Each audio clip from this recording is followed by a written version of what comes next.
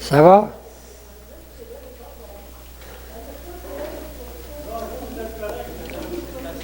Bonsoir. Ça va?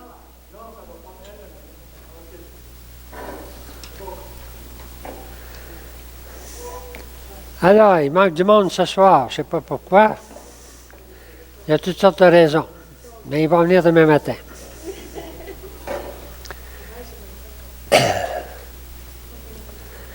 Alors, quand on a commencé la session sur les témoins, je vous avais dit que les témoins étaient très différents. C'est clair, Charles de Foucault, il ne ressemble pas beaucoup à Lucille Teasdale. Puis les deux ne ressemblent pas beaucoup à Madeleine Delbrel. Puis aujourd'hui, on en a un autre qui ne ressemble pas beaucoup avec celle qu'on va voir aujourd'hui, Marthe Robin. Je dirais Marthe Robin, c'est même un cas tout à fait spécial. Je vous avais dit aussi que ce n'était pas des modèles, c'est des témoins. Alors, modèle parce que je ne suis pas imitable. Pas imitable avec nos moyens, nous autres, là, mais des témoins extraordinaires. Alors, celle que nous allons voir ce soir, c'est Marthe Robin. Alors, je vais faire remarquer d'abord les dates. C'est presque en même temps que Madeleine Delbrel, là. 1904, je pense qu'elle était née, là, 1902. Et maintenant, elle est décédée à quel âge? 79 ans. Hein? Elle a vécu longtemps. Les 50 dernières années, elle a vécu dans son lit. Alors, ce qui nous frappe d'abord, c'est toute chose, je dirais, extraordinaire. Un personnage, un témoin tout à fait original, une vie inexplicable.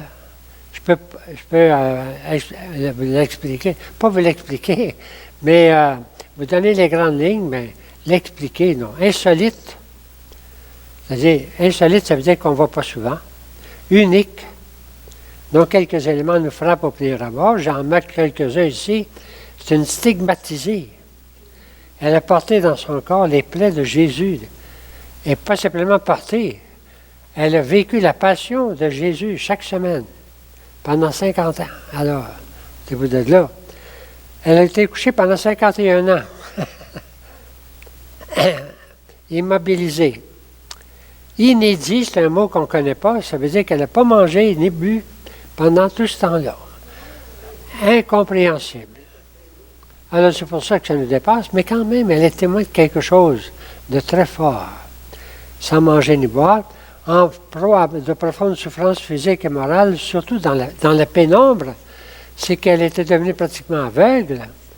Elle ne pouvait pas marcher, ses mains ne pouvaient plus fonctionner, elle ne pouvait plus broder, elle ne pouvait plus voir, la moindre lumière lui faisait mal, donc c'est dans la pénombre qu'elle a passé les dernières années de sa vie, en proie à des souffrances physiques et morales, surtout physiques. Oui, je pense morale, c'est avec Jésus. Mais de son lit, elle sera la fondatrice des foyers de charité. Ça aussi, c'est extraordinaire. De son lit, elle va être vraiment la fondatrice des foyers de charité, dont on va parler, qui sont des lieux de prière, de réflexion et de retraite, tenus par des laïcs. Les foyers de charité, ce sont même des communautés qui vivent ensemble. Des laïcs, chose tout à fait neuf dans l'Église. Je ne suis pas sûr qu'ils sont encore reconnus officiellement, ils ne savent pas comment les reconnaître. Ce n'est pas des religieux, ils n'ont pas de vœux strictement, mais ils vivent ensemble, hommes et femmes, avec un prêtre, des fois d'autres prêtres. Alors c'est tout à fait nouveau. Mais elle a fondé ça, puis il y en a partout aujourd'hui, des foyers de charité. Alors, de son lit a été visité par toutes sortes de monde. Des prêtres, des centaines de prêtres. Je pense qu'à un endroit, j'ai mis 600 prêtres. Des évêques, une soixantaine d'évêques. Puis des laïcs de toutes sortes. J'ai mis Jean Vanier comme exemple. Toutes sortes de laïcs importants de France, là, de partout, qui allaient la voir. C'est-à-dire qu'elle attirait quelque chose de spécial. Même si Elle nous semble hors norme. Elle est quand même quelque chose de très spécial en elle. C'est ce que nous allons voir un peu ensemble. Alors, les biographies que j'ai mis là, il y en a beaucoup. Et puis, elles nous disent, ça, voici le portrait qu'elle a fait faire d'elle-même. Je pense qu'elle avait 28 ans à peu près. Elle a demandé à quelqu'un de prendre son portrait pour le laisser penser à mourir. 28 ans.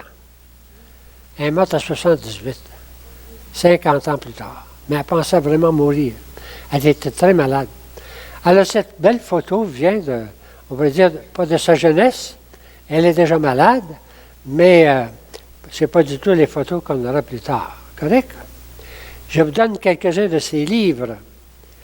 Celui que je vous conseille, celui-là est facile, La croix et la joie. Les livres nous donnent déjà quelque chose sur elle. C'est un de ceux que je vous conseillerais si vous voulez un petit livre, un petit résumé facile, très bien, de sa vie. Un autre livre ici, Prends ma vie, Seigneur, la longue messe de Marthe Robin. Alors, les titres, des fois, nous disent quelque chose de spécial. Ce livre-là veut marquer la longue messe de Marthe Robin. Un autre de Jean Guiton, on connaît Jean Guiton, un grand auteur de l'Académie française, Portrait de Marthe Robin. Raymond Perret est un de ceux qui a écrit Une petite vie de Marthe Robin, Le secret de Marthe Robin. Et un autre livre, Marcel Clément, qui a écrit beaucoup aussi de livres, pour entrer chez, il manque un mot là, chez Marthe. La porte est importante parce que les gens allaient visiter Marthe. C'était la porte ouverte, la porte de dehors de sa maison. Et puis un livre de Manteau, mon ami, c'est un OP, c'est-à-dire un Dominicain qui a beaucoup écrit sur le père de Montfort, d'ailleurs, connaît beaucoup Montfort. Il a écrit Marthe Robin sous la conduite de Marie. Alors lui a mis l'aspect surtout marial. Un autre livre, Marthe Robin, Une femme d'espérance pour le 21e siècle. Ça peut être une femme d'espérance spéciale parce qu'elle a un témoignage spécial, un message spécial pour nous autres. Un autre livre de Jean-Jacques Antier. Si j'avais à vous en conseiller un, il est facile à lire celui-là. Le voyage immobile. Comprends. Immobile. Et La vie de Marthe Robin, ça c'est le livre de référence qui prépare un peu sa béatification, si on peut dire. Son procès est rendu à Rome. C'est tout un procès. Hein? C'est-à-dire qu'il faut qu'il fasse un vrai procès. Mais c'est le livre un peu de base, le livre de référence, qui donne tous les détails. Celui-là aussi, vous pouvez le lire si vous voulez, c'est toujours la même image de Marthe. Mais vous la voyez dans son livre pendant 50 ans. Ça, c'est au début. Elle semble encore assez présente. Je vous dis, alors, c'était les livres qui sont là, simplement pour dire qu'on a beaucoup écrit sur elle. Alors, je suis rendu au numéro 2 ici. Correct? Les dates, c'est comme Madeleine Delbrel, mais elle, c'est en région rurale. Madeleine Delbrel, c'est à Paris. Puis vous savez, en France, il y a Paris, puis il y a le reste. Il y a Paris, puis la province. La France est divisée en deux. C'est Paris qui est le centre de tout, puis le reste, c'est la province. Alors, elle, la province, c'est un endroit qu'on connaît moins. Je vous ai indiqué sur la carte quand même pour voir dans quelle région. C'est la Drôme. Et dans ce petit village qui s'appelle Châteauneuf de Galore, eh bien, il y a un endroit un peu plus, mettons à 2 kilomètres du village, qu'on va appeler la plaine, où elle va demeurer. C'est un plateau, c'est pas une plaine, c'est un plateau où se trouve la maison familiale. Voici une image du village, Châteauneuf de Galore, et puis voici l'image de sa maison natale. C'était une ferme. Il y avait 3 fermes l'une à côté de l'autre. Elle a la ferme de son père. C'était une ferme, oui, faisait vivre la famille. Tu sais. Alors voici aujourd'hui la maison un peu plus belle, un peu plus rénovée, mais quand même, c'est la maison de Marthe Rodin qu'on peut visiter encore aujourd'hui. Alors, ça, c'est un peu le contexte, ça va? Je vais revenir sur les autres choses. Je passe sur ma feuille, voici les dates principales. Il faut les lire un peu, peut-être un peu rapidement. C'est l'évolution de sa vie, puis sa maladie en même temps, puis les événements spirituels qu'elle vit en même temps. C'est tout mêlé. Alors, elle est née en 1902, et dès à 16 ans, elle va vivre les premiers symptômes d'une maladie foudroyante. Tomber sa connaissance, puis tout ça, puis elle ne sait pas trop quoi, ils ne savent pas trop quoi, dans cette région-là. Hein. Il y a des médecins, mais assez loin. Alors, une maladie assez foudroyante qui va avoir 10 ans d'espoir et de rechute. De temps en temps, elle pense que ça revient, puis tout à coup, ça recommence. Alors, pendant 10 ans, là, ça va être rechute jusqu'à peu près jusqu'à 1928. 1921-22, peut-être une première apparition de la Sainte Vierge. Ah! Et elle va avoir des apparitions de la Sainte Vierge. On va dire tout à l'heure qu'est-ce que ça veut dire. Une apparition de la Sainte Vierge et de Jésus et de Sainte Thérèse de l'Enfant Jésus. Mais est-ce que ce sont des apparitions visuelles ou bien intellectuelles? Alors, les auteurs disent, il y a toutes sortes de façons de le dire. Hein. Jésus va lui parler. Comment il lui parle, tu sais, dans sa tête? Marie aussi, puis c'est l'année de la béatification de Sainte Thérèse de l'Enfant Jésus. C'est pas la première fois qu'on en parle. Elle a beaucoup marqué le début du siècle, hein, parce en étant béatifiée puis canonisée. Alors, le 1921, bon, 1923, c'est le curé de la paroisse qui s'appelait l'abbé Faure. C'est le premier dont on parle. Le pauvre curé, il ne savait pas quoi faire avec elle, puis au début, il était dépassé par ça. Et puis, il avait hâte qu'il arrive quelqu'un pour le remplacer.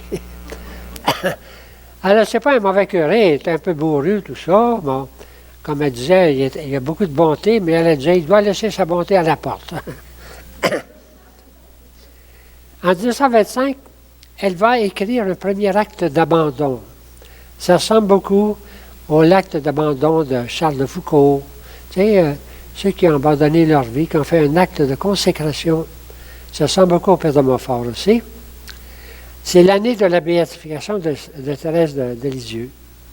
Mais dès 1927, déjà, j'ai marqué ça, selon les auteurs, des fois, ça date d'une année, là, mais totalement immobilisée pour 51 ans. C'est quelque chose. Immobilisée, c'est-à-dire qu'elle ne peut pas utiliser ses jambes, qui sont toutes comment est-ce qu'on dit? Recroquillées sous elle, en pratique. Mais en 1929, elle commence son journal parce que le curé lui a demandé d'écrire ce qu'elle vivait. Ce qui n'est pas facile à dire, hein? Ce qu'elle vivait, c'est pas facile à écrire. Alors, même, on peut dire qu'elle va écrire. Et comme peu à peu, elle va perdre l'usage main de ses mains, elle ne peut plus écrire, elle va dicter. Donc, elle va dicter beaucoup de son journal. On a beaucoup de textes d'elle qui ont été dictés. Et en 1930 commence ce qu'on appelle les stigmatisations, les plaies de Jésus. Les plaies de Jésus qui apparaissent. Alors, puis qui apparaissent d'une façon... Il y en a qui ont des... ça paraît plus ou moins. Hein. Il y en a qui ont eu des plaies, paraît-il, puis ça n'a pas paru beaucoup. Elle, le sang coulait. Le sang coulait de sa tête, de la couronne d'épines, puis là, il y avait des plaies partout. Alors, elle vivait vraiment la passion de Jésus. C'est le début. Mais elle a une idée quand même, en même temps, elle reçoit de Jésus la suggestion d'ouvrir une école. On en reparlait un petit peu tout à l'heure. Il y a un vieux château, pas loin. Elle a un projet fou. L'abbé Faure, c'est tout à fait idiot, on n'a rien. Il n'y a pas de professeur, il n'y a pas d'école, on n'a rien. Elle veut qu'il y ait une école qui s'ouvre. L'école va s'ouvrir. C'est sa première, on peut dire, fondation. Puis tout à coup arrive l'abbé Finet. Arrive en scène un abbé Finet. Ça vaut la peine, si vous voulez lire quelques pages, de lire l'arrivée de l'abbé Finet. Là où c'est le mieux écrit, c'est dans ce livre-là, Le voyage immobile. Alors, comment ça se fait? C'est que il y a des femmes, il y a déjà des gens qui venaient la voir. Ça faisait quelques années qu'elle couchait déjà. Et puis, elle a demandé de faire une statue de Marie Médiatrice. Marie Médiatrice. C'est la statue qu'on a ici, là, qui a été faite, qui est à côté de son lit, d'ailleurs. Puis, il n'y en avait pas, là, ils en ont fait faire une, je pense que c'est à Lyon. Et puis, bien, comment lui faire parvenir? J'ai fait remarquer qu'on est à l'année à peu près 1936. Les routes ne sont pas... c'est loin, hein? Et puis ensuite, il n'y a pas grand monde qui voyage. Mais il y a un curé qui voyage. Il s'appelle l'abbé Finet. Très spécial. C'est un prêtre de Lyon, oui, qui prêchait beaucoup le Père de Montfort. Il faisait des retraites sur le Père de Montfort. C'est pour ça que Montfort est très présent. Hein? Alors, lui, évidemment, ils ont fait faire c'est pas un portrait, là, c'est un tableau. Et puis, lui ont demandé de l'amener. Bon, il a accepté de passer par là et puis de lui amener le tableau. Ce qui est marqué au bas du tableau, je vous le lis. Vous vous rappelez, c'est elle qui parle, le Père Finet. Vous vous rappelez, vous étiez venu m'apporter un tableau de Marie Médiatrice. Puis lui, il a répondu, je croyais amener un tableau de la Vierge, mais c'est elle qui m'amenait. Parce qu'en arrivant, elle l'a reconnu, elle a dit, je vous connais. Oui, oui, il y avait eu un désastre, tout ça. Puis elle a dit, j'étais là avec vous. Alors, elle, c'est toutes sortes de choses, hein, toutes sortes de visions. Puis elle dit, c'est vous qui allez faire les foyers de charité. Puis elle dit, je ne suis même pas d'ici, je suis de Lyon, je ne suis même pas du diocèse. Vous allez faire les foyers de charité, c'est le Seigneur qui m'a dit que c'était vous. Et il y a toute une approche assez intéressante à lire. Il y a tout un dialogue qui se fait ici entre lui et elle. Là. Alors, donc, c'est avec lui qu'elle va fonder les foyers de charité. Il va obtenir de son évêque de changer de place, de venir dans cette paroisse et de s'occuper d'elle. Et pendant 50 ans, il va être son père. Elle va lui demander s'il va être son père spirituel. C'est un mot très important dans les foyers de charité. Il y a toujours un père. Vous demandez ça au Père Gilbert, il a vécu là-dedans. C'est pas qu'un aumônier, c'est pas qu'un prêtre, il est le père. Un peu fort pour moi, là, mais en tout cas, c'est comme ça. Il y a un père, ça vient d'elle, ça. Et lui était le père pendant 50 ans. Pas simplement son père, mais son conseiller spirituel et même son ami. Une grande amitié. Il a un rôle extraordinaire, lui. Je ne sais pas comment on peut identifier son rôle, mais sans lui, elle n'aurait rien fait. Et c'est lui qui va l'accompagner partout, tout le temps. Il va accompagner tout le monde. Alors, la rencontre, c'est à cause d'un tableau de la Sainte Vierge. Bon, lui est mort seulement en 90. Bon. Alors, la même année, on peut dire c'est la fondation des foyers de charité. Eh bien, c'est elle qui va lui dire, on va fonder les foyers de charité. Dans l'école, là, dans le château, là, on va commencer là. Et les foyers de charité, elle va donner l'esprit de tous les foyers de charité, et puis ça va se répandre partout. OK? Bon, son père meurt, elle perd la vue, sa maman meurt, c'est sa maman qui s'occupait un peu d'elle, hein? Alors, elle n'a absolument rien, hein? Non, elle n'appartient même pas, la maison ne lui appartient même pas, elle appartient à son frère. Alors, elle n'a absolument rien.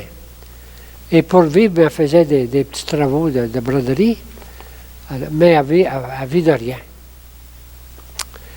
Et je mets comme on est en 1940, c'est la guerre qui commence, et puis toute la France est envahie par les Allemands.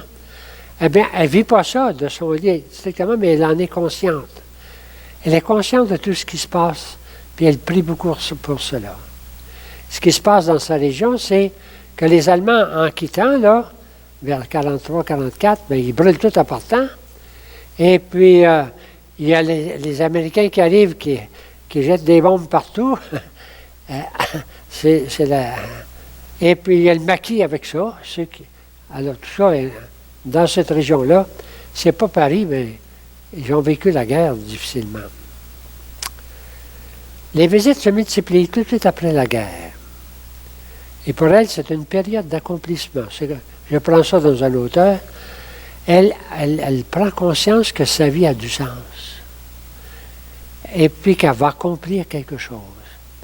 Ce qu'elle va accomplir, c'est prier et souffrir avec Jésus puis la Vierge pour l'Église, pour la France. C'est quelque chose pour nous autres aujourd'hui. On dira tout le temps, bon, son frère se suicide, c'est une grosse épreuve. Et puis elle meurt, elle, en 81. Et sa cause est introduite à Rome. Et puis elle est déclarée aujourd'hui vénérable, un peu comme Madeleine. Hein? Alors, sa cause est... bon, je pense bien j'imagine qu'un jour elle va être béatifiée. Ça devrait venir même assez rapidement. Ça va pas ça? Bon, c'est un petit peu une idée. J'aime beaucoup la voir, parce que ça, sur son image, à 28 ans. C'est une image qui est très belle, qui est très douce. C'est pas l'image qu'on va voir après, parce que c'est comme ça qu'elle va paraître. Ceux qui vont la visiter, ils entrent dans une chambre en plein homme, ils la voient pratiquement pas, mais ils lui parlent. Alors, pendant des 20, 30, 40 ans, ils vont pouvoir lui parler. Alors, ça, c'est, on peut dire, beaucoup plus tard quand elle est souffrante. Hein? On sent une parole, une personne souffrante. C'est quand même une belle image, une belle personne. C'est extraordinaire. Quand on regarde ça, la douceur, puis c'est plein d'amour. Ah, beaucoup. Mais on va voir tout à l'heure, les visites se faisaient dans un ordre quelconque. Hein? C'est l'abbé qui dirigeait tout ça, là, mais... Alors, les gens... Parce que le foyer s'était établi dans l'école, juste un petit peu plus bas, et puis là, il prêchait les retraites. Puis elle, la retraite, c'est 5 jours. Puis la retraite, elle, c'est 5 jours en silence. C'est elle qui a donné tout ça. Les retraites, officiellement, dans un foyer de charité, c'est 5 jours de silence. Et puis, à la fin, eh bien, là, ils offraient aux retraitants d'aller voir Marthe. Ils montaient voir Marthe. C'est comme ça que les retraites se sont multipliées, puis au moins, il y avait les retraitants qui allaient voir Marthe. Correct? Ça venait de partout aussi. Bon. Ça va pour ça? C'était, je résume beaucoup de choses. Hein? Alors, les visions, j'ai marqué tout à l'heure sur l'autre bord de la page. Eh bien, est-ce qu'ils sont sensibles, intellectuels? On ne peut pas savoir. Jésus lui parle, Marie lui parle, Thérèse de l'Enfant Jésus lui parle. L'encourage, Marie aussi. Jésus va lui demander si elle veut souffrir avec lui sur la croix. Tu sais, c'est lui qui l'invite. Alors, la présence de Marie a une grande familiarité avec Thérèse, puis bon. Puis en même temps, des attaques violentes du démon. Ça, tous les grands saints ont connu, pas tous, mais plusieurs ont connu ça. Le curé d'Ars, il se faisait brasser par le démon. Puis elle aussi. Quelquefois, là, on dit que le démon lui aurait cassé même 2 dents. Des gros coups, là. Tu sais. Alors, ça rentre un peu dans la vie spirituelle de ces saints. Plus ils sont proches de Dieu, plus les démons les attaquent. Bon, vous n'avez pas de danger, hein? Bon. Attention. Alors, j'ai marqué inédit, elle ne consomme que l'Eucharistie, puis même pas tous les jours, je pense que le mercredi. Et selon ses proches, à partir de 1930, elle n'avale plus aucune nourriture, hormis la communion aux hosties consacrées. Ce qu'on appelle l'inédit, qui dure jusqu'à sa mort, et même les communions sont miraculeuses. Le prêtre qui vient lui porter l'Eucharistie, il lui approche l'Eucharistie, tout à coup l'Eucharistie disparaît. Alors qu'ordinairement, on ne peut rien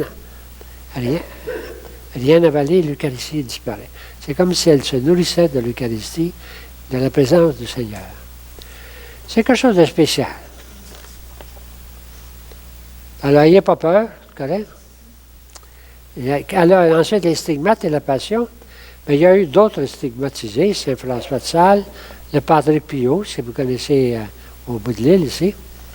Au début du mois d'octobre 1930, apparaissent les premiers stigmates.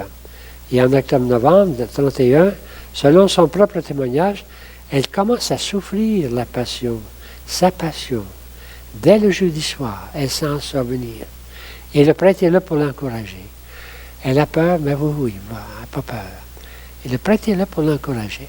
Et tout le vendredi, elle va vivre la passion du Seigneur.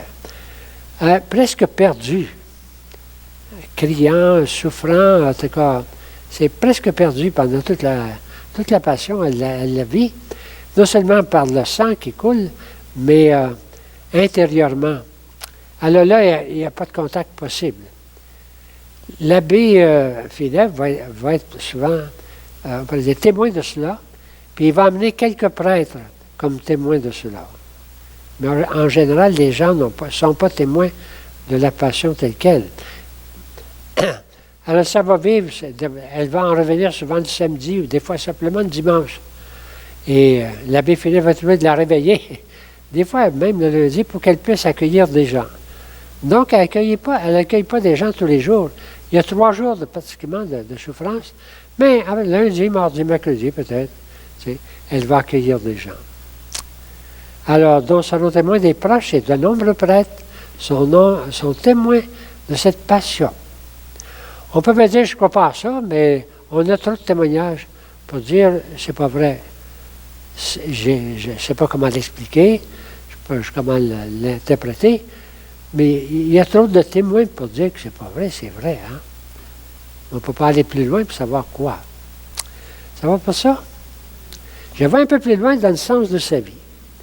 Alors, sa vie spirituelle va se dérouler non pas à côté de la maladie, mais dans la maladie. Successivement, elle va faire l'offrande de ses jambes, de ses mains, de ses yeux. Et elle abandonne peu à peu tout. Mais elle va pouvoir parler. Et elle va pouvoir lire. Elle va pouvoir, dialoguer. Et ceux qui, dans l'après-nombre, lui parlent, on verra tout à l'heure des témoignages, reconnaissent ça. Puis elle leur parle pour vrai. Hein? Elle est attentive à la personne. C'est à peine s'il la voit, mais elle est attentive, puis elle parle avec les personnes. Et les personnes viennent lui demander toutes sortes de choses. Hein? On a une lettre, j'ai oublié de la porter, on a une lettre de notre supérieur général, le père Gendreau, qui est allé la voir, puis qui a décrit un peu comment lui, il l'a rencontré. Bon. Alors, Marthe puise dans la prière et dans l'Eucharistie une intention à Dieu, une force inexplicable. Inexplicable. Et un rayonnement qui attire ceux qui l'approchent. Son union à Dieu devient telle qu'elle est associée aux souffrances du Christ dans sa passion et la revit dans sa propre chair. C'est sa mission, c'est ce que le Seigneur lui demande, et c'est ce qu'elle va accepter. Le livre de Manteau Balnomé, il le résume en 3 mots. Abandon, immolation, mission. Ce fut l'étape multiple du calvaire qui fut pour Marthe le sublime de sa configuration à la Vierge. Alors, elle va prendre conscience que quand elle souffre la passion, elle est avec la Vierge au pied de la croix. Marie était celle qui a le plus souffert la passion avec le Christ, au pied de la croix, et elle est comme unie avec la Vierge dans ses souffrances avec le Christ. C'est toujours des souffrances avec le Christ pour le monde, pour le salut du monde, pour le salut de l'Église, pour les autres. Alors c'était sa mission. Alors comme la Vierge. Elle est placée comme Marie et avec Marie au pied de la croix, unie aux souffrances de Jésus pour la rédemption du monde. Et cela dans une communion intime avec la Vierge. Alors, la Vierge Marie a une grande place dans sa vie à cause du Père Finet, mais ensuite même par elle-même, parce que la Vierge lui apparaît, l'encourage. Mais le Père Finet, connaissant beaucoup, prêchant beaucoup le Père de Montfort en plus, alors va va amener là, la spiritualité du Père de Montfort dans les foyers de charité. Le 15 octobre, son premier acte d'abandon. Ça vaut la peine de le lire, je pense. Ça semble, c'est très long, c'est 3-4 pages. Hein? Seigneur mon Dieu, vous avez tout demandé à votre petite servante. Prenez donc et recevez tout. En ce jour, je me remets à vous sans réserve. Et pour votre amour, je renonce à tout. Ô Dieu de toute bonté, prenez mon corps, tous mes sens, mon esprit, toutes mes facultés, mon cœur et toutes mes affections, ou ses affections. Recevez l'immolation que chaque jour et à toute heure je vous offre en silence. J'accepte avec amour tout ce qui me vient de vous, peine, douleur, joie, consolation, sécheresse, abandon, délaissement, mépris, humiliation, travail, souffrance, tout ce que vous voulez, ô Jésus. En 1925, elle pouvait encore écrire. C'est pour ça que c'est son premier acte d'abandon. Elle le reprend beaucoup plus longuement ensuite, en 1927. J'en ai fait juste un petit extrait ici. Ô Jésus, prenez mon cœur, tout mon cœur. Il nous demande des soupirs de n'appartenir jamais qu'à vous seul. Et là, elle se tourne vers Marie. Ô Marie, ô ma mère chérie, donnez-moi vous-même à Jésus, offrez vous-même à Dieu cette petite hostie. Bon, c'est des extraits de son langage.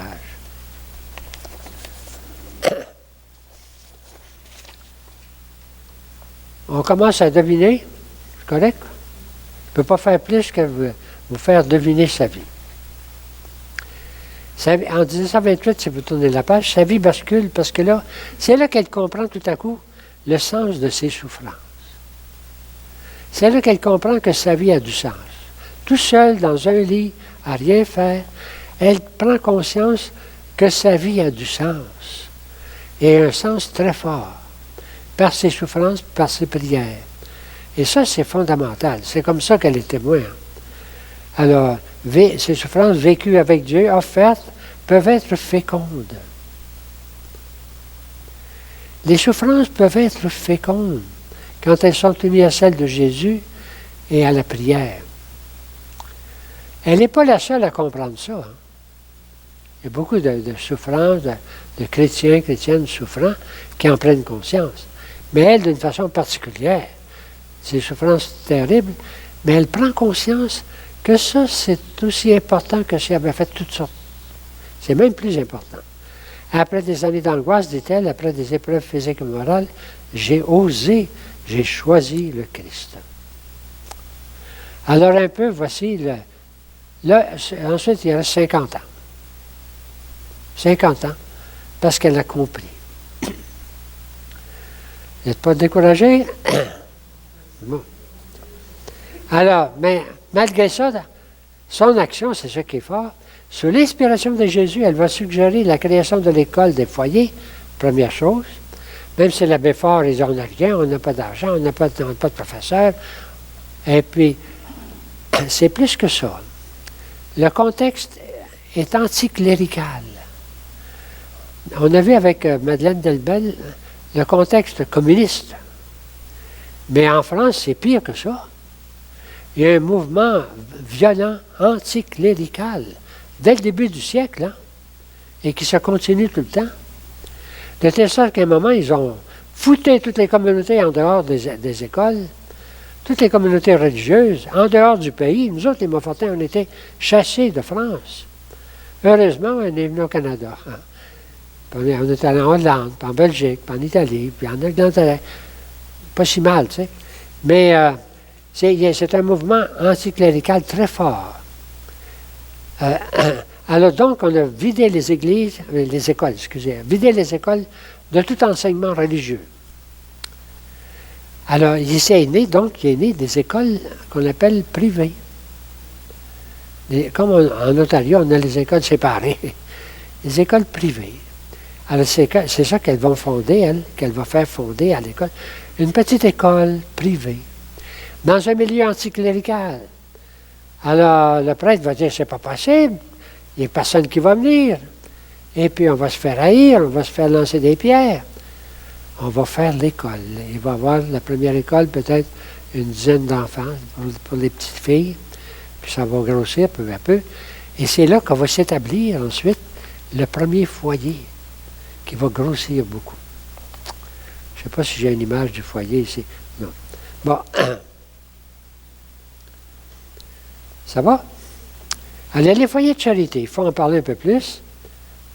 C'est elle qui les a inspirés, qui a poussé à les former, d'abord avec le père Finet et là, qui prêchait les retraites. Ça dépassait l'école, là. Mais c'était dans le même édifice au début. Puis peu à peu, ils ont bâti une immense maison. On a bâti cette maison-là. Le foyer principal aujourd'hui, hein, eh bien, c'est là. C'est un peu comme notre maison de Drummondville. C'est des gros foyers de prière et de retraite fermée. Mais avec ceci, de plus que Drummondville, c'est une communauté qui vit là. D'hommes, de femmes ensemble, avec des prêtres, alors qui vivent. C'est pas simplement. Et puis qui sont des laïcs. La plupart du temps, sont des laïcs. Et elle, sa conception, c'est que l'Église va être sauvée par des laïcs. L'Église va être sauvée par l'action des laïcs. C'est très actuel. Et c'est très plein d'espérance. Et c'est tous ces laïcs qui vont répandre un peu partout. Des laïcs engagés. Sans vœu. C'est des laïcs. C'est pas des religieux, je sais pas. Mais ils donnent tout, puis ils vont vivre ensemble. Alors, c'est un style de vie très spécial. Mais ce sont des laïcs. Alors, son but, c'est l'Église doit être renouvelée par l'action des laïcs. Alors, une fondation demandée par Jésus à Marthe, et pour le Père Finet, mais c'est lui qui va le faire, est dans son lit. Bon. Alors, la première intuition, c'est quand elle le rencontre la première fois, je vous ai dit, elle lui avait demandé de devenir son père spirituel. Il va rester jusqu'à sa mort. Il va l'aider à fonder le premier foyer de charité à Châteauneuf-de-Galore. Et puis, la rencontre, l'image de Marie Médiatrice, ce que je vous racontais tout à l'heure. Et dès le premier jour, de la première année, dès septembre, il va prêcher la première retraite. Et ces retraites, c'est des retraites fondamentales. Je ne sais pas si vous êtes allé déjà quelqu'un au foyer de charité, oui. C'est ce qu'on appelle une retraite fondamentale. Et c'est le fondement. Et puis, à la fin, bien, ils font toujours la consécration selon Saint-Louis-Marie de Montfort. Alors, la définition des foyers, je l'ai pris ici un peu. Les foyers de charité sont des communautés de baptisés, hommes et femmes, dans l'Église catholique. À l'exemple des premiers chrétiens, ils mettent en commun leurs biens, leurs compétences, leur charisme. Ils ne sont pas d'abord une structure ou une règle, ni même une spiritualité particulière, c'est une vie de famille. Avec un prêtre, qui est le père du foyer, ils se consacrent à l'annonce de l'Évangile. Leur mission principale est l'animation des retraites spirituelles dans un cadre familial et un climat de silence. Les associés sont allés, je pense, une année. Hein? Alors, mais là, c'était notre retraite à nous autres. Tu sais? Bon. Pour réaliser avec Marie, comme mère, la famille de Dieu sur terre. Cette relation familiale à la Vierge Marie est vécue dans les foyers selon la spiritualité de Saint-Louis-Marie de Montfort. Et elle s'exprime dans la consécration à Jésus par Marie. Pourquoi l'Esprit de Montfort? Parce que le Père Finet la prêchait beaucoup avant de venir. Et elle-même avait déjà lu le Père de Montfort. Alors, celui de Châteauneuf-de-Galore organise des retraites de 5 jours auxquelles participent jusqu'à 2000 retraitants chaque année. Ça, c'est plus tard, évidemment. Et la majorité d'entre eux, à l'issue de la retraite, rendaient visite à Marthe, en petits groupes. Aujourd'hui, il y a 78 foyers de la charité dans le monde, dans 42 pays. On va voir quelque chose qui ressemble à ça avec Jean Vanier, hein? Mais c'est une autre façon. Ça. Bon. Il y en a 2 au Québec, je ne sais pas si vous les connaissez, Sutton et l'île d'Orléans. Je parle un peu des visites. De son lit. Oui. Oui. Ils vivent en famille. C'est ce qui fait que c'est pas facile. Ils ne rentrent pas dans les règles de l'Église. Il y a beaucoup de groupes comme ça qui ont essayé, puis parce que l'Église, par expérience, ne veut pas trop des hommes et des femmes ensemble, et des familles ensemble. C'est pas si facile. Mais il y a comme un élan dans l'Église il y a beaucoup de groupes qui sont. Elle, c'est un des premiers. Hein. Les visites, alors, il y a beaucoup de visites de son lit, surtout 3 jours par semaine. Alors, beaucoup de prêtres, de consacrés ont trouvé d'elle ce que dit le déclic dans le discernement de leur vocation et un soutien dans leur engagement. La plupart qui venaient lui demander quelque chose pour eux-mêmes. Et beaucoup ont trouvé leur vocation auprès d'elle.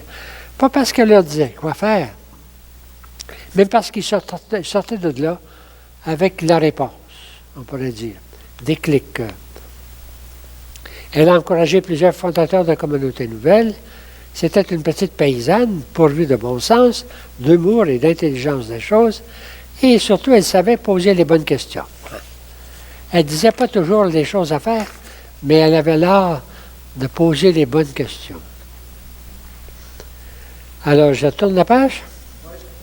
En 50 années, le nombre de personnes qu'elle rencontre individuellement est estimé à plus de 100 000 personnes, dont centaines de prêtres. J'ai pris des nombres que je trouvais dans les livres, hein, et même des évêques. Certains visiteurs attendaient d'elle des conseils pour leur vie. Selon Bernard Pérusse, un des auteurs, elle ne donnait généralement pas de conseils affirmatifs, encore moins catégoriques, faites ça, mais elle posait des questions, faisait des suggestions, dégageait les fausses pistes, laissait la personne conclure elle-même. Elle entrait vraiment en dialogue avec la personne. Elle lui demandait son nom. La personne qui entrait là, dans la noirceur, vous verrez ça tout à l'heure, avant de la reconnaître, c'est à peine si... Mais c'est elle qui tout à coup disait « Qui êtes-vous? Hein? » Puis elle les invitait à se présenter. Et puis elle lui posait des questions, soit sur leur famille, soit sur leur... Et puis peu à peu, vraiment le dialogue s'engageait. Ça durait 10 minutes. Il cognait à la porte quand c'était fini, pour qu'il y en ait un autre qui attendait. Hein? Alors, sa vie avec Dieu ne l'empêche pas d'être profondément humaine, accueillante à chacun. Elle ne laisse rien transparaître de sa souffrance, priant, offrant pour les intentions connues et secrètes qui lui sont confiées. Ça va être sa vie, le sens de sa vie pendant 50 ans, dans son lit, avec des souffrances, 3 jours de souffrance, puis 3-4 jours de visite. J'ai marqué la procédure, c'est parce que il n'y arrivait pas n'importe comment, c'est toujours le Père Finet qui amenait les groupes après la retraite, ceux qui voulaient, et puis les installait dans la cuisine. La cuisine était bien importante. C'est là qu'il attendait, dans la maison, hein. Il attendait dans la cuisine. Et le Père Gendreau, il nous raconte que lui aussi, il a trouvé d'attendre 10 minutes. Parce que c'était chacun 10 minutes. Et des fois, ça se prolongeait beaucoup. Elle était bien libre. Mais les gens attendaient dans la cuisine. Puis là, il y avait un petit couloir. Puis elle s'est fait bâtir une chambre un peu plus loin, dans la pénombre. Mais le couloir était dans la pénombre. Le Père Finet, il y avait une lampe de poche pour se diriger. En tout cas, c'est ce qu'on dit. L'attente de 10 minutes. Puis le Père Finet, dans un corridor sombre, dans une chambre, les amenait vers le lit. Puis il y avait une chaise au pied du lit. Il s'assoyait là, et là, il commençait le dialogue. Dans les livres, on en raconte quelques dialogues, c'est très beau, mais on n'est pas tous. Il y a plusieurs témoignages. Voilà un peu comment je voulais vous présenter Marthe Robin. Plus on la regarde, plus on l'aime. Hein? Vous voyez les foyers de charité à Sutton? Vous êtes allés? Et à l'île d'Orléans, en plein hiver. Bon. Voici sur son lit de mort. Évidemment, là, on voit d'ailleurs les traces de ses souffrances, même de la couronne d'épines. Et puis voici ça, les funérailles. C'est marqué en bas, il y avait 200 prêtres, 5 évêques, puis à peu près 6000 communiants. Ça, c'est quand elle est morte, c'est bon, correct. Je dis un petit mot sur une autre, une Canadienne qui a vécu pas loin d'ici, que certains connaissent, qui s'appelle Georgette Faniel. Et là aussi, ben, c'est une ville, je dirais, un parallèle avec Marthe Robin. Elle a vécu de beaucoup de choses semblables, de son lit elle aussi, dans la souffrance, avec des phénomènes aussi un peu spirituels. Elle a vécu chez les petites sœurs des pauvres ici, et François, son mari, l'a connu, Roland l'a connu. Alors, simplement, j'ai mis son nom, son livre ici, mais comme je vais simplement vous lire ce qui est en dessous ici. Correct? Alors, Georgette Faniel, femme célibataire, qu'on appelle Mimi. Hein?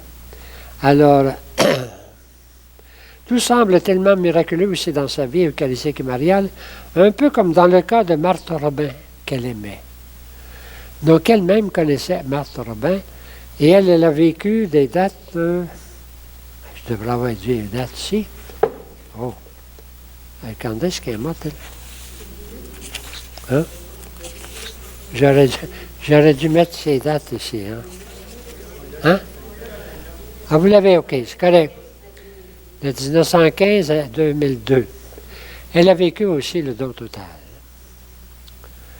Alors, si vous voulez lire sa vie, elle se trouve à la bibliothèque. Je l'ai achetée, puis je vais la mettre à la bibliothèque. Puis il y en a un autre, c'est que il n'est pas rendu, là, mais il va être à la bibliothèque, si vous voulez lire. Ça ressemble beaucoup à Marthe Robin. Je ne peux pas faire les comparaisons, mais elle connaissait Marthe Robin, c'est une femme ordinaire. Et elle, bien, c'est une femme qui a vécu une vie, au début, un peu plus facile peut-être, mais elle était malade aussi. Et puis, elle faisait partie d'une chorale, puis tout ça. Ça vaut la peine de lire sa vie. C'est ce que je voulais vous dire. Correct? Mon but, c'est de vous inviter à prendre un café, puis un chocolat. Puis pendant ce temps-là, je vais organiser une vidéo qui vient des foyers de charité, qui nous permet de tout reprendre avec des gens, pas tous, mais plusieurs qui l'ont connu. Ça va? Mais pour ça, il faudrait installer les machines. Puis, alors, pendant le café, en revenant, on aura une vidéo. La vidéo dure à peu près 40 minutes.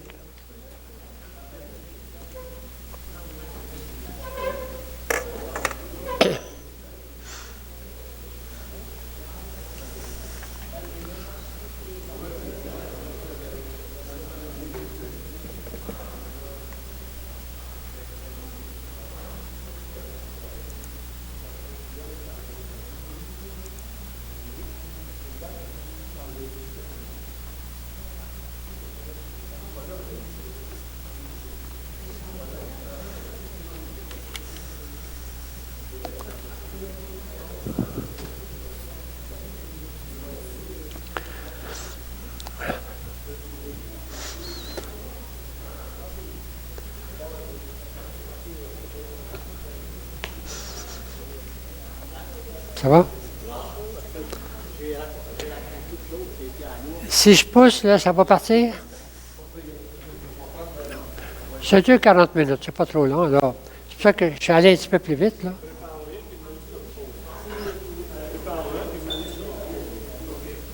Ah, je peux le partir déjà? Ah, je peux le mettre sur pause. OK.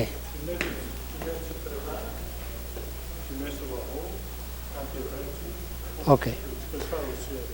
Puis à la fin, est-ce qu'on peut écouter un chant aussi? Ben, si je ne peux pas le projeter, je peux l'écouter quand même. Le chant? Oui.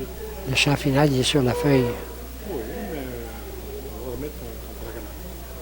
Mais si on ne peut pas le mettre sur l'écran, ils l'ont sur la feuille. C'est un chant de Lebel. Ah, OK, c'est un chant qui va être là-dessus. Oui. Oui, OK. Mais si je ne peux pas revenir à l'écran, c'est pas grave. Ils ont le texte. OK. Merci.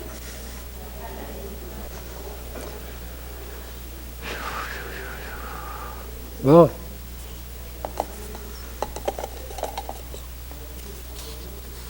Voilà, un peu d'eau chaude.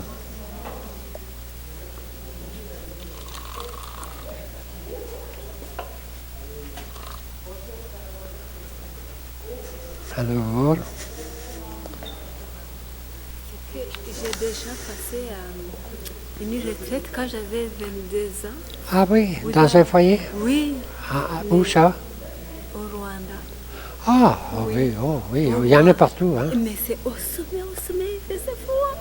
Parce Ah, que le ben là. Rwanda, c'est de Ouais. haute montagne. Alors j'ai passé une semaine, évidemment. C'est ça. C'est 5 jours de retraite. Ah oui. C'est silence pendant 5 Et jours. je choisissais de beaux endroits parce qu'en bas, il y avait comme un grand lac. On voyait des pêches, on Ah. voyait tout, ça brillait comme des étoiles. Vous êtes chanceuse. Oui. Mais vous connaissez peut-être. Ils vous ont peut-être montré ce film-là à la fin. Le film sur Matt. En tout cas, là, je le passe. C'est un beau milieu parce que c'est tout près des volcans. Ah oui? Oui, c'est tout près des volcans, mais il y a un sommet comme ça où les autres habitaient. Donc, Comme vous le dites, il y en a foyer- 72 dans 40 pays. Hein? Oui, c'est ça. C'est ça. Ah ben, je suis content de savoir. Vous auriez pu faire le témoignage. Mais. Ben, super. Moi, j'ai passé à beaucoup de choses, même le Gamba Cyprien d'Afros, je l'ai connu. Ouais. J'ai connu Cyprien, c'est lui aussi qu'on suggère pour sa canonisation Ah au oui? Rwanda, Ah oui? où j'étais donc étudiante. Il fallait accueillir, je sais pas qui, mais il a présenté un spectacle comme ça. Alors, lui-même, il dansait. Cyprien, Rwanda, oui. c'est proche de l'Ouganda. Oui, exactement. Je sais pas moi. C'est Ouais. l'Ouganda, Du Congo. L'Ouganda, c'est au nord. Ah oui? Le Congo, c'est ouest. Ah bon? C'est comme vraiment enclavé Oui, dans oui. Oui, c'est bien. Bien.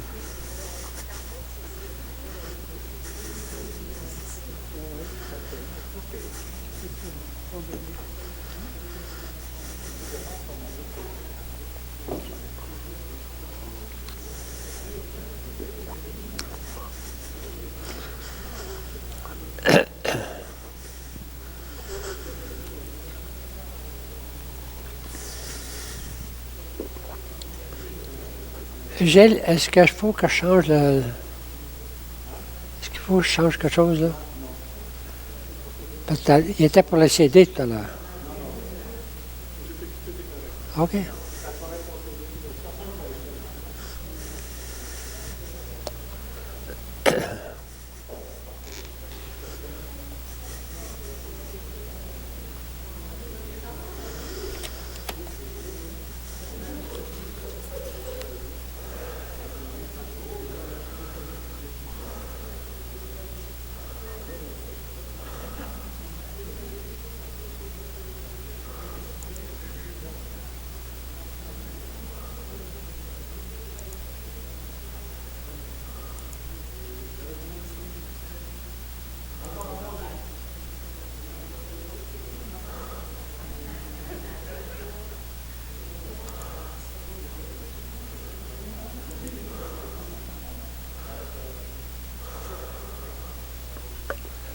Bon.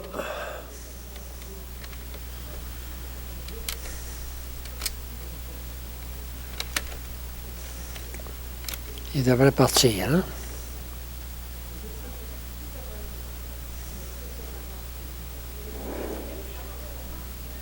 En bas ici. Ah, Regarde en bas. Oups. Ah non, à droite. ici. Puis là, je mets pause. Ouais.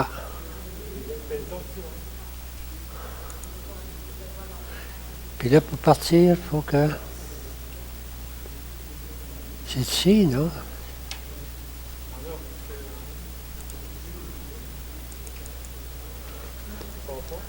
Pas. Arrêtez, non? On dirait que ça va se pause tout de suite.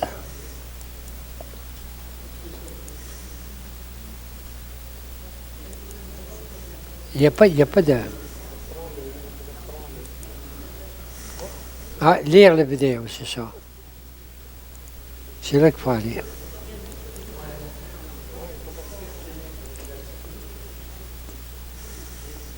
Qu'est-ce que j'ai fait? Lire la vidéo.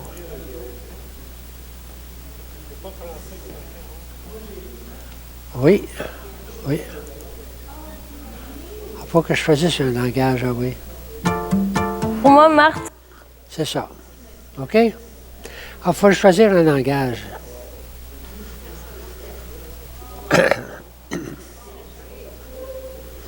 Bon. Alors, c'est pas trop long, c'est 40 minutes. Correct? Oui, d'accord. OK. On fait créer un petit choc.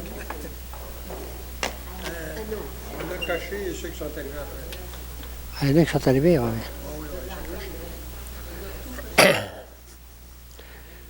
Alors, Madame est allée à une retraite dans les foyers de charité au Rwanda, dans les montagnes. Il y en a partout des foyers de charité aujourd'hui. 40 pays. Mais ça fait longtemps. Alors, moi, je veux toujours aller dans un foyer de charité un jour, mais non. Mais je ne suis pas sûr que je suis prêt spirituellement.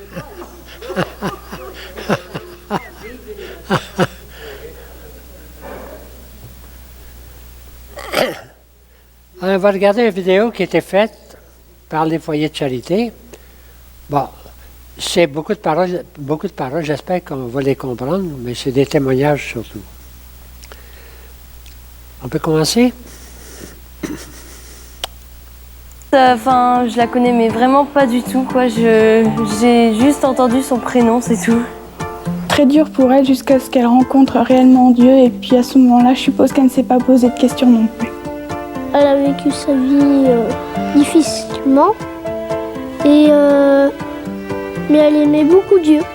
Entre le jeudi et le vendredi, elle souffrait la passion, ce qui était, pour moi, ça me paraît étonnant. Elle donnait des bibles ou du saucisson ou des cigarettes aux gens dans les prisons.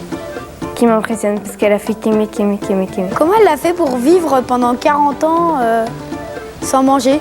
Elle avait les jambes courbées derrière elle et donc ça devait lui faire mal. C'est elle qui est à l'origine des foyers de charité. J'arrive à lui demander beaucoup de grâce et c'est comme une amie. Elle a composé plein de prières et qu'il y en a qui sont très touchantes. Puis elle riait, elle était joyeuse alors que pourtant elle devrait être désespérée. C'est quelqu'un assez étrange pour moi, mais que je voudrais plus connaître, bien sûr. C'est une vraie sainte. Une femme extraordinaire. Quand on lui a dit que sa maladie, on pouvait rien y faire, ça a dû être dur, ça a dû être un choc parce qu'elle s'est dit je pourrais jamais me marier, je devrais rester dans mon lit, dans le noir et tout ça. Marthe Robin, c'est une petite lumière dans le monde. Marthe, il est au ciel. Je me suis dit comment elle a pu garder espoir comme ça pendant toutes ces années. Marthe, pour moi, est la meilleure amie que le Seigneur m'ait donnée. Elle a été dès le départ une grande amie et elle est encore à ce jour. Rien n'a changé. Elle est vivante.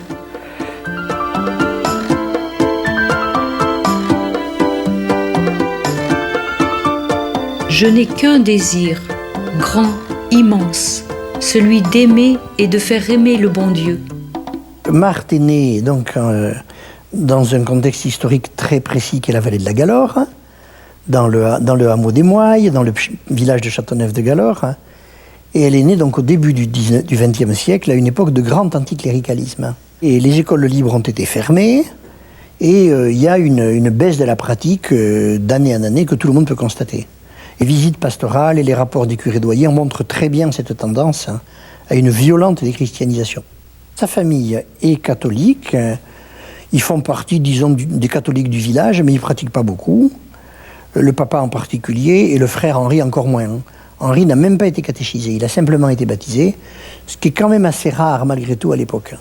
Alors la famille est une famille d'agriculteurs. Ils ne sont pas misérables, mais ils ne sont pas riches. Ils sont propriétaires de leurs fermes et de leurs terres. Ils font de la polyculture. Je ne sais pas si les terres sont vraiment très remarquables. En tout cas, il faut beaucoup travailler. Donc les enfants commencent à travailler tôt. Tout le monde travaille. Ils arrivent à vivre, mais c'est pas grandiose. Hein. Ce sont des petits agriculteurs vivant en grande partie sur leur exploitation, comme c'est souvent le cas à l'époque. Papa aimait tant quand j'allais le chercher dans les champs le soir. Lui aussi aimait la nature, c'était mon grand confident. Il m'appelait ma Mimi. J'étais la Mimi de papa. Il était bon, mon papa. Maman aussi. Je ne sais pas pourquoi j'étais plus proche de papa. Maman était plus nerveuse et ma nature craintive avait besoin de sa force pour qu'elle m'aide. J'aimais bien mon frère parce qu'il était timide et sa timidité lui faisait commettre bien des gaucheries. Je le défendais toujours. Marthe a toujours eu une santé fragile, en fait. Plus tard, elle n'a pas pu passer son certificat d'études parce qu'elle était malade. Sa première communion, d'ailleurs, elle l'a faite aussi un peu en retard, pour des raisons du même ordre. Donc elle n'avait pas vraiment une grande santé. Et puis voilà qu'en 1918, sa santé s'est dégradée, elle est tombée dans la cuisine, en ayant très très mal, en appelant, comme elle disait, le docteur à grands cris, et en fait on n'a pas pu la soulager. Et à partir de ce moment-là, s'est installée une maladie qui ne l'a pas lâchée de sa vie. Et c'est une encéphalite qui avait cette particularité d'avancer et de reculer. C'est-à-dire qu'il y avait des périodes de récupération et des périodes dans lesquelles, au contraire, la maladie s'aggravait. Elle a cru qu'elle allait mourir plusieurs fois. Elle a même eu de longues périodes de léthargie qui ressemblaient à une espèce de semi-coma dans lesquelles on avait du mal à la nourrir. Et elle s'est retrouvée en réalité, au bout d'un moment, grabataire. Alors elle s'est battue le plus qu'elle a pu. Elle a gardé la zone d'autonomie maximum qu'elle pouvait garder le plus possible. Elle a tout fait pour ne pas être dépendante. Il faut se rappeler en plus qu'à l'époque, quand on était dépendant, on restait dans sa famille, on était soigné comme on pouvait par sa famille, mais on était une bouche inutile à nourrir. Et quelqu'un qui ne travaillait pas pour la ferme. Et comme la maladie se prolongeait, les gens du village ont eu peur. Et donc ils ne sont plus montés la voir. Elle s'est trouvée entièrement isolée dans sa ferme pendant des mois entiers, sans voir quasiment personne que sa maman. Elle ne s'est pas du tout trouvée dans une situation de dire « Oh, la maladie arrive, c'est merveilleux, je vais m'unir aux souffrances du Christ ». Pas du tout. Elle s'est battue le plus longtemps et le plus fort possible.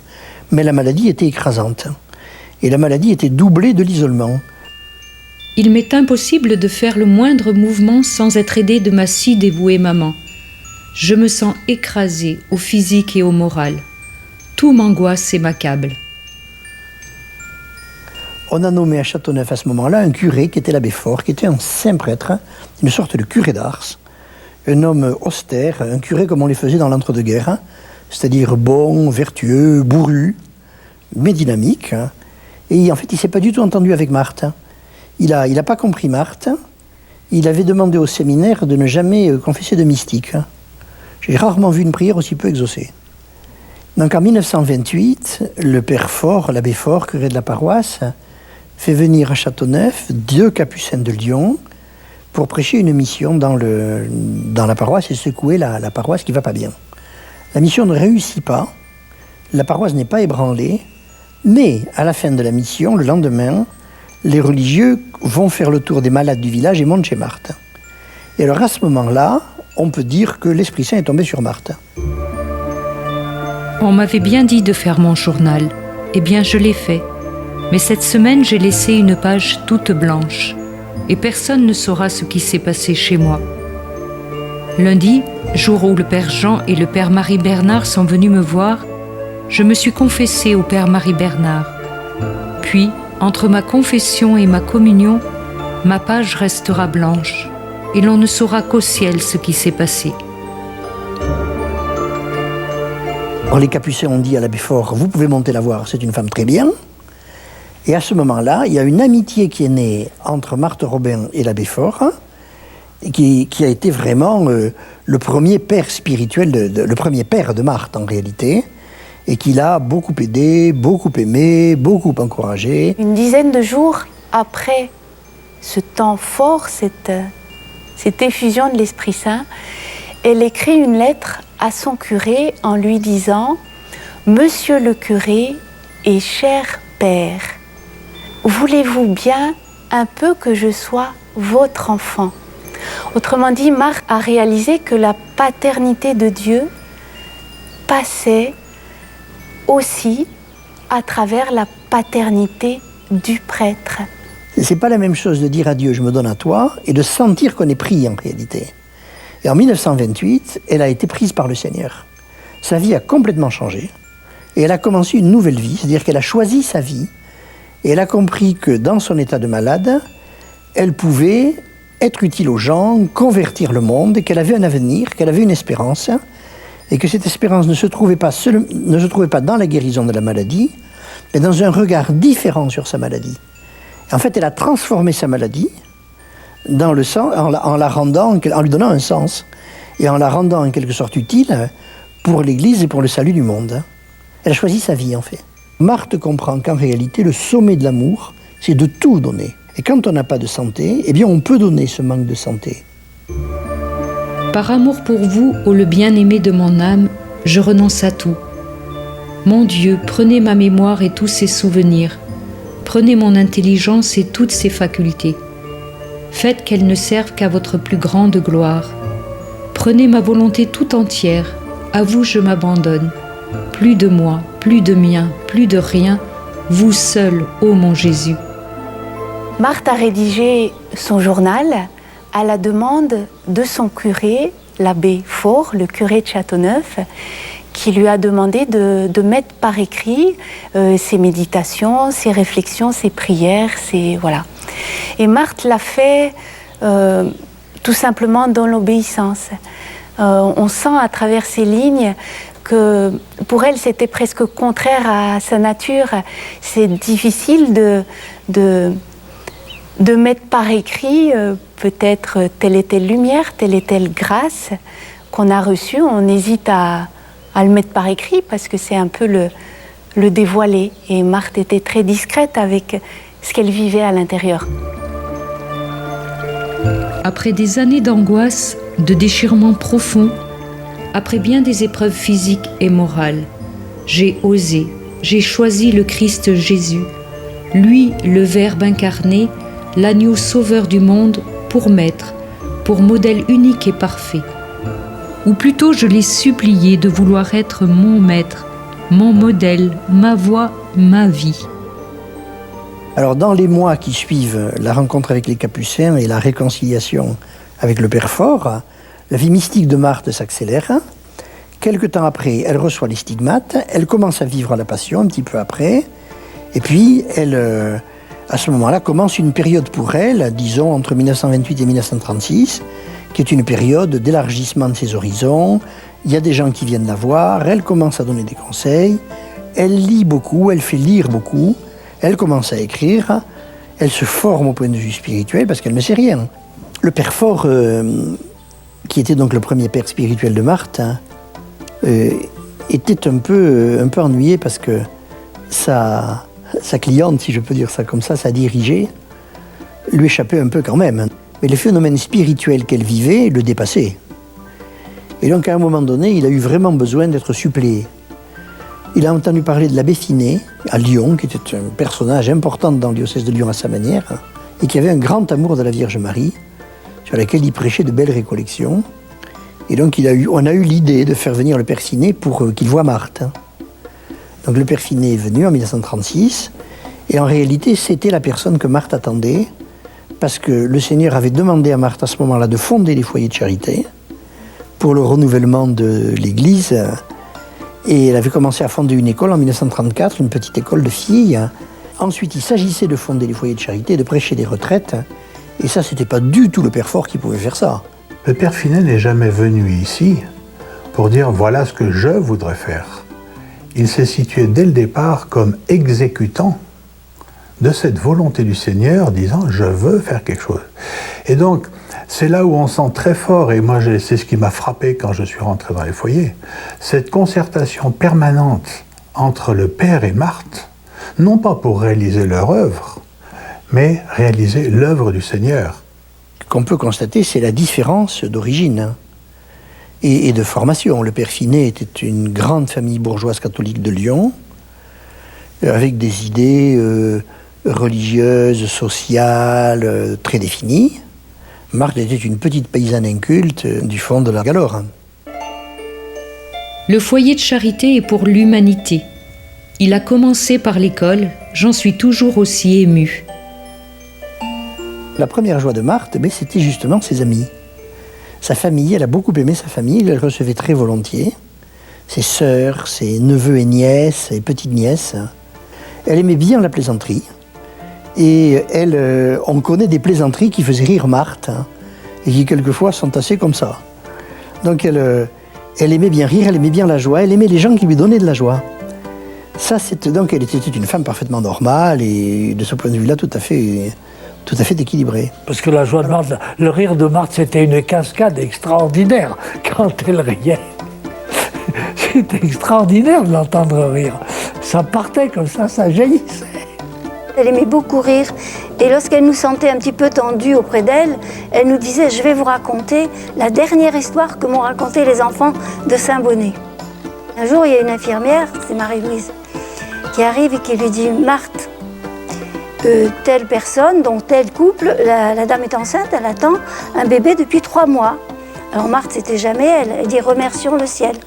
Et l'infirmière lui dit « Oh, Marthe, j'ai oublié de vous dire quelque chose. » « Mais qu'est-ce que vous avez oublié de me dire ?»« J'ai oublié de vous dire il y a 3 mois qu'il voulait un garçon. » Alors vous devinerez pas la réponse de Marthe. « Eh bien, on va demander à la Sainte Vierge de rajouter ce qui manque. » Vous voyez?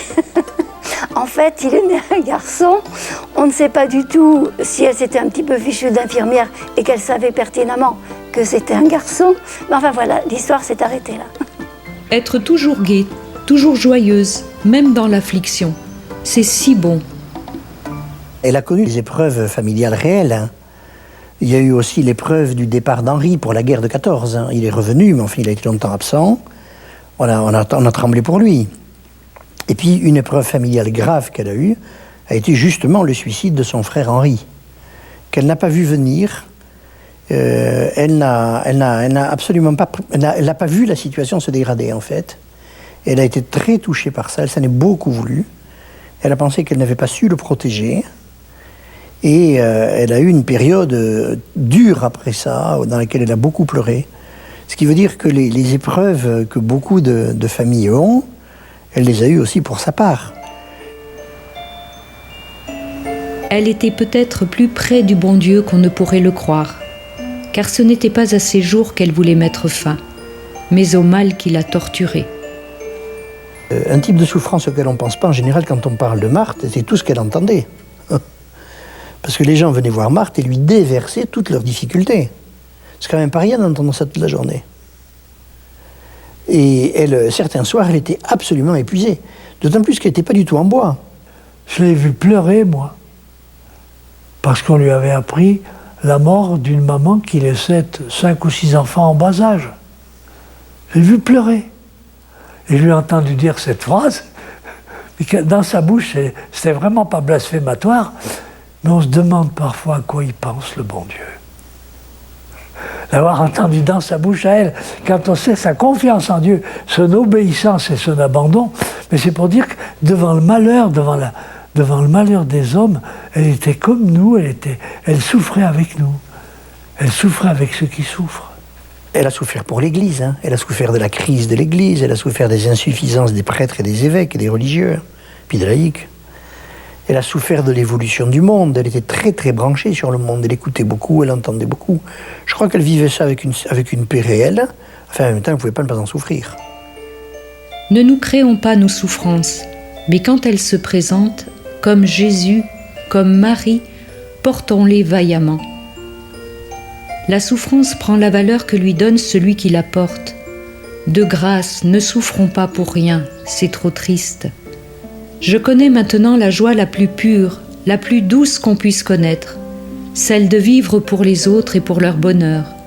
C'est en pensant aux souffrances de Jésus-Christ, à son amour rayonnant sur la croix, que je suis parvenue à m'unir à lui, dans une communion intime et constante. Chaque semaine, elle entrait dans la Passion du Christ, elle revivait les différentes phases de la Passion du Christ, comme le Christ lui-même, semble-t-il, l'avait vécu sur la croix. On connaît un peu les expériences de la Passion de Marthe, autrement dit ce que Marthe vivait le vendredi après-midi, unie à Jésus dans sa Passion. On les connaît par un témoignage très intéressant et bien concret, le témoignage de son curé, l'abbé Faure. Son évêque lui dit « Bon, vous allez prendre votre courage à deux mains, votre crayon et un papier, et vous allez assister à toutes les passions de Marthe toutes les semaines. » Ces carnets-là, je les ai médités pendant 1 an. Qu'est-ce qu'il a vu? Comment il a vu? C'est de la prise directe. Et là, je me suis dit, mon Dieu, mon Dieu, mon Dieu, il a vu ces passions. C'est le seul qui a assisté, qui a vu, mais tout au long, jusque, bon, elle se réveille, il repenche la tête, ça doit être fini. En s'unissant à Jésus, elle comprend que sa souffrance peut devenir féconde. Et donc la souffrance devient pour elle un moyen. Elle souffre parce qu'elle l'aime. C'était un jeudi soir aussi, où au moment de partir, les uns sortent, et moi j'étais resté un instant après, j'étais resté le dernier. Et puis j'entends Marthe qui dit « mon père ». Alors moi, voyant qu'elle parle au père, discrètement je commence à partir. Et j'entends Marthe qui dit « qui vous a dit de partir ?» Alors moi je me retourne, mais comme j'étais le seul, j'ai dit « ça peut qu'être à moi qu'elle dit ça ». Alors je suis resté. Je suis resté pour entendre dire à Marthe « Mon père, permettez-moi de dire non. Mon père, permettez-moi de dire non. Mon père, permettez-moi de dire non. » Avec une telle angoisse dans la voix. Et le père, il ne savait pas le dire. « Mon enfant, on m'avait prié pour vous, la Sainte Vierge, etc. » On sentait le père désemparé. Et Marthe, mon père, permettez-moi de dire non. Et puis tout d'un coup, le père lui dit « Mon enfant, je vais vous bénir. » Et il l'a béni. Quand il a donné sa bénédiction, Marthe s'est tue. Elle avait dit oui, quoi. C'est un des souvenirs le plus forts que j'ai de mes rencontres avec Marthe. Mon père, permettez-moi de dire non. Il y a quelque chose de tellement grand là-dedans et de tellement incompréhensible. Ma mission est de le faire aimer en débordant d'amour. Il faut donc que je saisisse toutes les occasions pour répandre lumière et vérité. Réparer, consoler, aimer, me donner, me dépenser sans partage et de tout mon être, pour Dieu, pour chacun, pour les âmes. Marthe ne vivait pratiquement que de l'Eucharistie, qu'elle recevait 1 fois par semaine. On ne comprend pas très bien comment elle l'avalait parce qu'elle avait une paralysie des muscles de la déglutition et donc elle ne pouvait pas déglutir. Même l'eau n'entrait pas pratiquement ou très difficilement, peut-être à certaines périodes un peu mieux. Et donc l'hostie se posait puis entrait. Et pour Marthe, sa vie c'était l'Eucharistie. Elle vivait de l'hostie. Et la réalité de la vie de Marthe, c'était cette union avec Jésus, cette pénétration de Jésus dans tout son être, qui faisait qu'en fait, elle vivait par lui et grâce à lui. Quand elle recevait l'Eucharistie, elle disait « Le cœur de Jésus bat dans mon cœur » et je crois que c'est ça. Pour ses 40 ans, le Père Finet lui avait fait la grâce de donner la communion à Marthe. Et il avait été très bouleversé parce que Marthe s'était préparée comme d'habitude en disant le chapelet. Et quand il a approché l'hostie de la bouche de Marthe, Marthe est partie en extase. Et il disait toujours, c'est la première chrétienne dans ma vie que j'ai vu partir en extase quand je lui ai donné la communion. Marthe dit, chaque communion est une transformation. Autrement dit, elle n'a pas seulement avalé l'hostie, elle n'a pas seulement consumé l'hostie, Marthe a aussi accueilli ce Jésus qui était vivant. Elle le savait vivant. Et donc elle l'accueillait en elle. Et peu à peu, elle acceptait de se laisser transformer. Jésus lui a dit une fois, c'est très beau, elle l'écrit, Jésus lui a dit, je viens chez toi, je viens en toi, c'est bien pauvre, mais je viens pour t'améliorer, je viens pour t'éclairer, je viens pour te rendre meilleur, je viens pour t'améliorer. Et vraiment, c'est ce qu'elle dit quand elle dit « chaque communion est une transformation ». Marthe qui ne pouvait pas déglutir, elle recevait la communion. Tous ceux qui lui portaient la communion disent « on ne sait pas comment elle l'avalait ». Mais quand je lis les textes et qu'elle rapporte ses communions, ce qu'elle vivait dans ses communions, c'est à pleurer. C'est une beauté, une émotion mystique, alors qu'elle ne pouvait pas déglutir. Vous voyez ce que je veux dire? Alors, moi, je ne fais pas des grandes thèses sur miracle permanent de Marthe, mais quand on l'a vu de près, quand on lit de près, on sait que c'est un miracle. Oh, que la Sainte Communion est bien le plus grand de tous les bonheurs. Jésus, l'aimable et doux Jésus va se donner à moi. Venez, ô mon bien-aimé Jésus. Venez, ô le Dieu de mon cœur, ma joie, mon amour, ma vie, mon tout. Votre petite épouse a faim et soif de vous recevoir, de vous aimer et de se donner tout à vous. Je demande à ma mère chérie de se tenir à la porte de mon cœur pour y recevoir elle-même son Jésus. Marthe vivait en permanence avec la Vierge. Elle n'aurait pas pu affronter ce qu'elle a affronté comme lutte contre le mal, contre Satan. Elle n'aurait pas pu affronter tout ça si elle n'avait pas été à la fois consciente que son père lui avait donné une mère pour lui donner son fils. Marie, c'était essentiel pour Marthe. C'était d'une simplicité sa relation avec Notre-Dame. Je ne sais pas comment le raconter. C'est même un seul mot, c'est maman. Voilà, maman au sens de celle qui est sans cesse à mon côté, celle qui veille sur moi, celle sur qui je peux compter aussi. C'est un vrai bonheur d'enfant que j'éprouve à me blottir dans les bras maternels de ma mère chérie, pour vivre en sa douce compagnie dans l'union et l'amour de Jésus. Les foyers de charité, c'est la grande œuvre de Marthe, c'est la grande création de Marthe et du Seigneur à travers Marthe. Marthe a voulu créer des communautés d'amour où des hommes, des femmes consacrés et des prêtres, et puis des familles aussi en fait, pourraient vivre ensemble, travailler ensemble, formant comme une sorte de cénacle, un lieu de prière, un lieu de service, un lieu d'accueil, et où les âmes des chrétiens, et même des non-chrétiens d'ailleurs, pourraient venir pour rencontrer Dieu, se ressourcer et se former. Elle a tellement accompagné la création des foyers, tellement accompagné les membres, encouragé les membres. Mais le foyer, c'était le cœur de son cœur.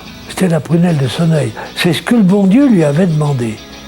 Les foyers de charité se sont répandus par la grâce de Dieu dans le monde entier. Ils ont fait un bien énorme. Dieu a préparé de toute éternité une mission pour chaque âme. À nous de nous laisser prendre, de nous donner quand il nous appelle. Marthe, clairement, n'a créé qu'une seule communauté, qui sont les foyers de charité. Elle n'est fondatrice que des foyers de charité. Mais elle a aidé d'autres communautés, à peu près une vingtaine entre les communautés nées après la guerre et les communautés nées après Vatican II. Je pense que Marthe est un personnage central dans l'histoire de l'Église de France au XXe siècle et au XXIe siècle. Alors, en France, et même, je dirais, plus loin.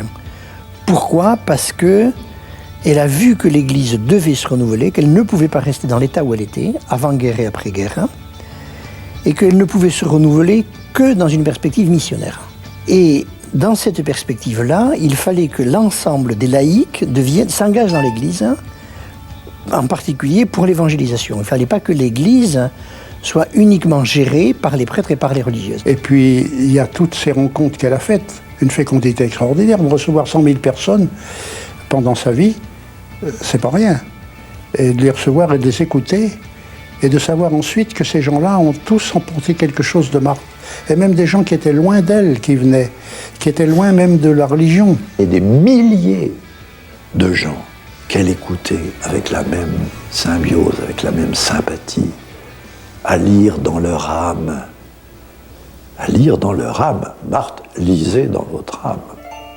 J'aime mon Dieu, j'aime l'Église, ma mère, j'aime la resplendissante et toujours béatifiante Trinité, j'aime la Sainte Vierge, elle que depuis si longtemps j'appelle ma maman bien-aimée. Quand on arrivait dans la chambre, surtout la première fois, on était saisi par l'obscurité, puisqu'il y avait simplement un petit rayon de lumière filtrant derrière le rideau du lit. Bon, donc c'était un peu impressionnant, on s'asseyait, et quand on était assis, on était pratiquement contre Marthe, on l'aurait touchée en allongeant la main. Peu à peu, les yeux accommodés, on finissait par voir le petit visage, même un tout petit bout de visage, et surtout on entendait la voix de Marthe. Alors cette voix qui est une voix plus jeune que son âge, beaucoup plus jeune que son âge, très fraîche, très polie, très gentille, et c'était en même temps très simple. Elle disait aux gens d'où venez-vous, comment allez-vous, comment vont vos enfants, la vie sentimentale, comment ça va. Elle était très concrète, elle s'intéressait beaucoup aux besoins de chacun. On la sentait très proche de la personne qui parlait, et puis aussi elle ne jugeait pas. Elle accueillait les choses comme elles venaient.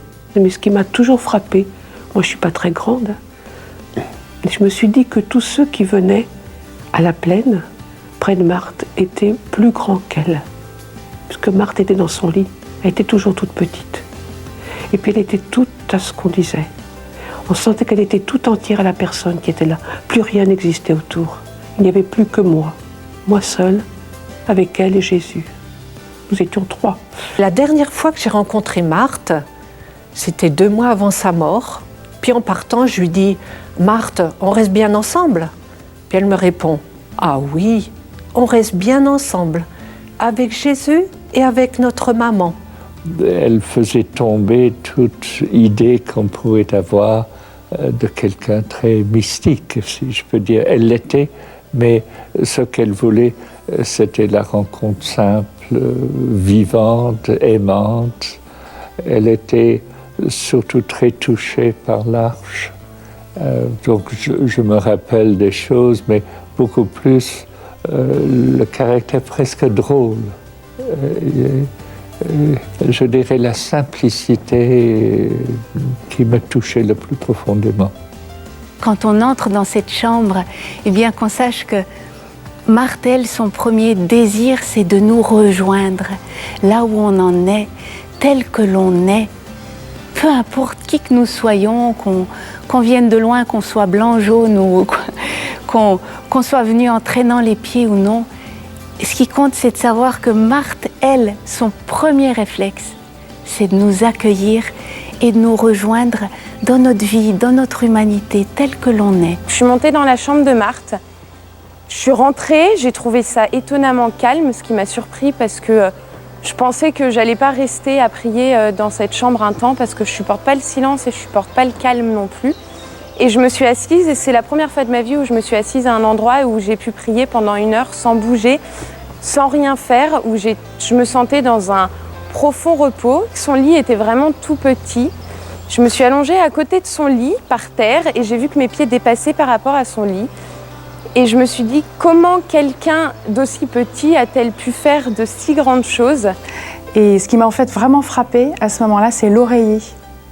L'oreiller de Marthe, ça m'a bouleversée. Tout d'un coup, j'ai senti toute la souffrance qu'avait pu vivre Marthe sur cet oreiller. Je me suis retrouvée toute seule dans sa chambre. Et je ne savais pas trop quoi faire en fait, parce que une chambre a priori de quelqu'un qui est décédé, c'était pas trop ma spiritualité de départ. Et j'ai simplement dit 10 de chapelets. Et je me suis retrouvée priant avec elle, simplement ça, priant avec elle. Elle était là et on priait ensemble, et c'est tout. Et voilà, moi j'y vais Je dirais comme on rend visite à une amie, on se confie en vérité. Et puis, bon, elle n'est plus là, elle ne peut pas nous dire quelque chose verbalement. Mais bon, je pense qu'elle nous parle de là-haut. Et puis montez à pied pour vous préparer. Inspirez-vous justement du petit chemin qu'elle a pris aussi pour aller à l'école quand elle pouvait marcher. Ne passez pas trop vite dans la cuisine, parce qu'il y a beaucoup de gens qui ont attendu leur tour ici. Il y a eu aussi ses parents qui se sont battus pour que Marthe aussi puisse vivre, parce que ça a été un poids aussi, sa maladie pour eux. Et puis après, enfin, c'est la chambre. La chambre, il n'y a plus rien à dire. On rentre, on ferme les yeux, et c'est du cœur à cœur. Allez là-bas pour rester en silence, pour penser à elle, bien sûr, mais pour vous laisser imprégner un peu par cette femme humaine qui a su accueillir Dieu, qui a su le recevoir en elle, qui a su transformer sa souffrance pour en faire une offrande. Voilà ce qu'il faut regarder chez elle. Et quand vous allez là-bas, c'est ça qu'il faut essayer de repenser.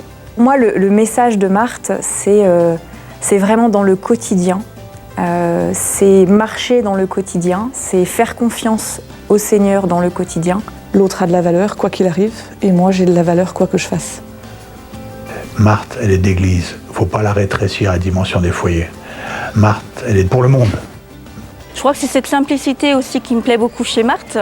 Moi-même étant issue à la base d'un milieu du quart-monde, cette simplicité et en même temps, eh bien, c'est une grande sœur qu'on vient visiter. À une époque où on se demande, est-ce que quelqu'un qui n'a plus de chance de vivre, il faut le laisser vivre? Eh bien, si on avait dit ça de Marthe, à 20 ans, elle n'avait plus de chance de vivre. Et il manquerait 75 foyers de charité au monde d'aujourd'hui. Si un jour Marthe est sainte, et je le crois, je vous assure qu'elle sera une leçon terrible pour ceux qui pensent que la souffrance n'a pas de sens. Marthe est une leçon pour notre temps. Je ne connais pas de gens plus féconds que cette femme cassée en deux dans son lit. Cette invitation à, dans notre vie d'aujourd'hui, vivre avec Dieu et avec le Seigneur au plus haut que nous le pouvons, parce qu'elle a été vraiment très haut et nous montre un chemin d'amour de Dieu et d'amour du Seigneur. Marthe dirait aux jeunes de mordre à pleines dents dans la vie. La vie est belle. Je crois que Marthe ne se lasserait pas de leur dire la vie est belle. Elle est belle aujourd'hui, elle était belle hier, elle sera belle demain. Dans notre vie familiale, conjugale, dans notre vie de couple aussi, elle est là et elle, oui, elle intervient. Ouais. Et en tout cas, je suis persuadé qu'elle est intervenue aussi avec l'aide du Seigneur, mais en tout cas dans mon histoire personnelle, oui. Il ne faut jamais rester au seuil de son âme. Il faut rentrer à l'intérieur, y travailler, et s'y laisser travailler face à face avec Dieu. Marthe, pour moi, c'est un trésor, c'est l'amour personnifié. Pour moi, Marthe est une femme missionnaire. C'est ma grande sœur. Marthe a un visage ecclésial et un visage universel. Elle m'a engendré à ma vie chrétienne et à ma vie d'homme consacré dans le foyer de charité.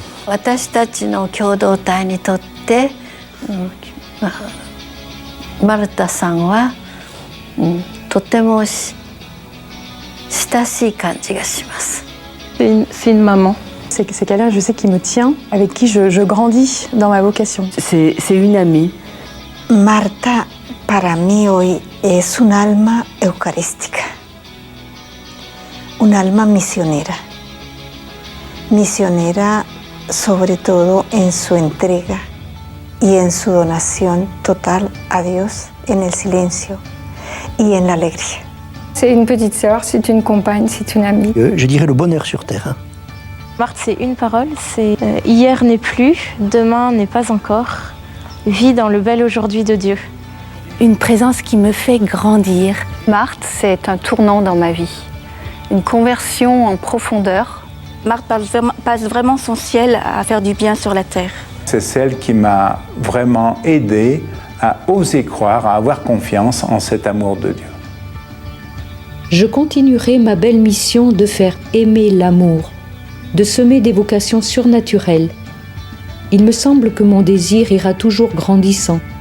Depuis ma mort jusqu'à la fin des temps, mon brûlant désir de faire descendre sur tous les trésors inépuisables de ma mère immaculée et d'ouvrir par elle à toutes les âmes des celliers divins. La Sainte Vierge ne me quitte plus maintenant. Je pense que pour moi c'était très important, cette prière de Marthe Robin. Ô Mère bien-aimée, vous qui connaissez si bien. Je trouve qu'elle est un chemin de conversion. Elle m'a guidé tout au long de mon existence. Bonjour, c'est de la communauté. Je vais dire une prière en union avec vous. Ô Mère bien-aimée, vous qui connaissez si bien les voies de la sainteté et de l'amour, apprenez-nous à élever souvent notre esprit et notre cœur vers notre esprit. Tandis que je voudrais rester pure et respectueuse à portion, et puisque je cheminerai avec nous sur le chemin de la vie éternelle. Ne demeure pas étrangère aux faibles pèlerins, que ta charité devient Christ. Ton regard nous tes regards miséricordieux, attire-nous dans tes clartés, inonde-nous de tes douceurs, emporte-nous dans la lumière et dans l'amour, emporte-nous toujours plus loin et très haut dans la splendeur des cieux, que rien ne puisse jamais trouver notre Dieu, ni nous faire sortir de la pensée de Dieu, mais que chaque minute